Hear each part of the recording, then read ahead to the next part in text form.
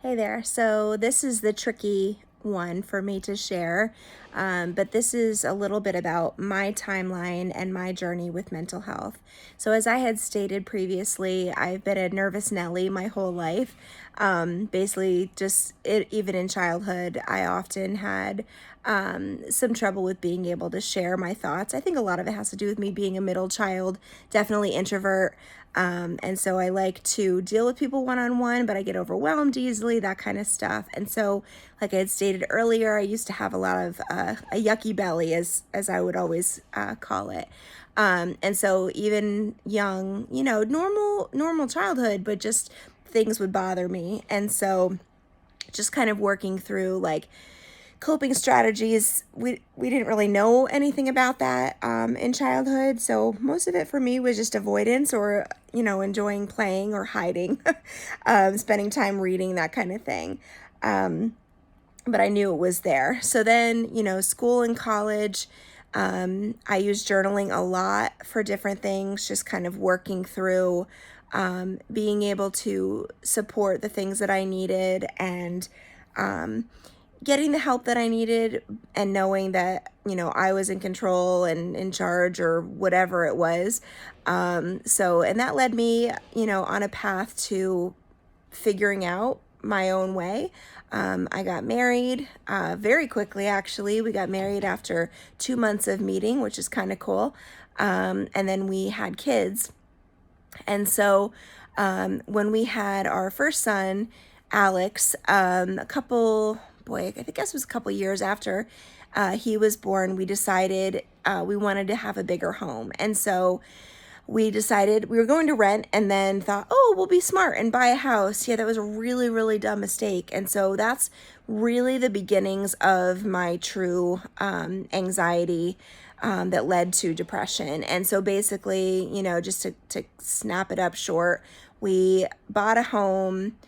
We had our own business in our home, and things didn't go well with it, which was nobody's fault other than it was starting in 2008 to 2010, which, if you know much about that time, everybody was having some issues, housing market crash and all that kind of stuff. And so end of the day there, we ended up having to file bankruptcy and lost our home. And so at that time we had our second child. He was born in 2008.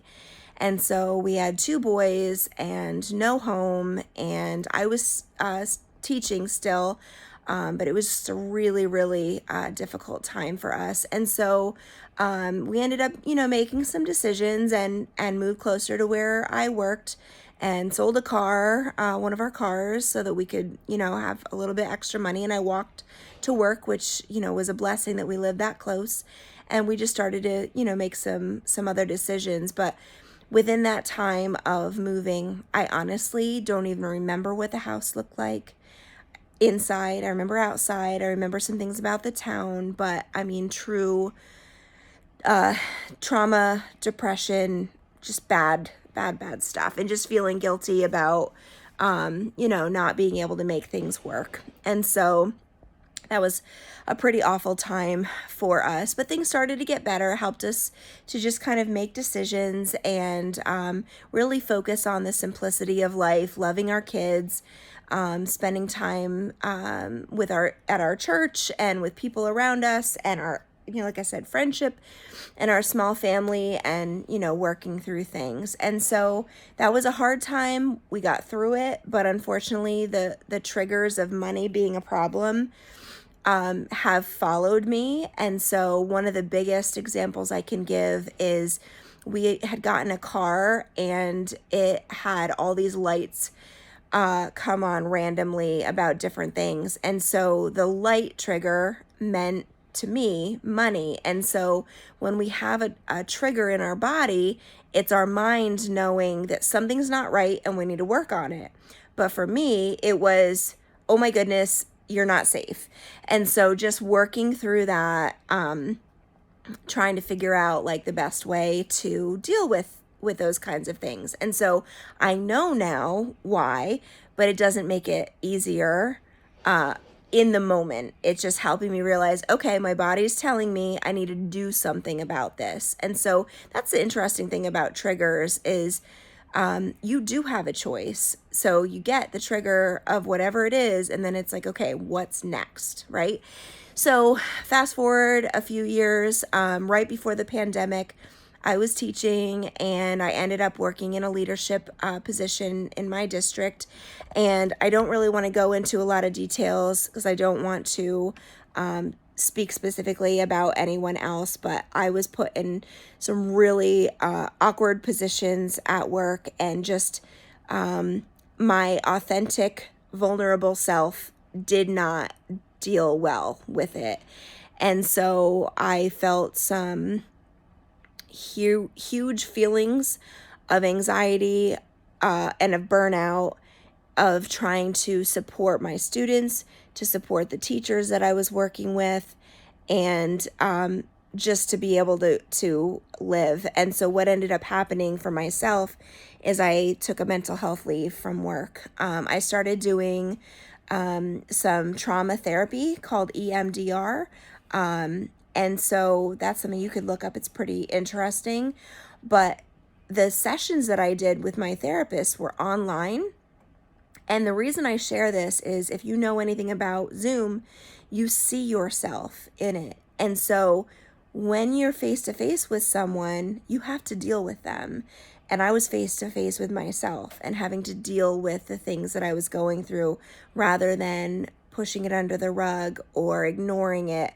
I had to deal with, what am I going to do to get through this? And so, like I said, I took a mental health leave and I decided to quit my job. And so I'm not telling anyone to do that. What I'm saying is you need to deal with yourself. You need to figure out what's important to you. And in that moment, my why was, I need to get out. I need to do something else. And so just really thinking through all of the things that have led up to where I am. I've had this kind of life, and I bet you have as well, and the people around you. And so the whole importance of being authentic with yourself and being okay to be vulnerable, it's so important to be able to get through the things that you've done or the things that have happened to you. A lot of the things that have been in my life haven't necessarily been based on exactly me or decisions that I've made, but I did have a part to play in all of those. And so being on the other side of that now, I'm able to say, it's okay to work through. It's okay to not be okay. And it's okay to get help. It's good to get help. And journaling is a really good place to start, to be able to just confront the feelings and thoughts that you have going on.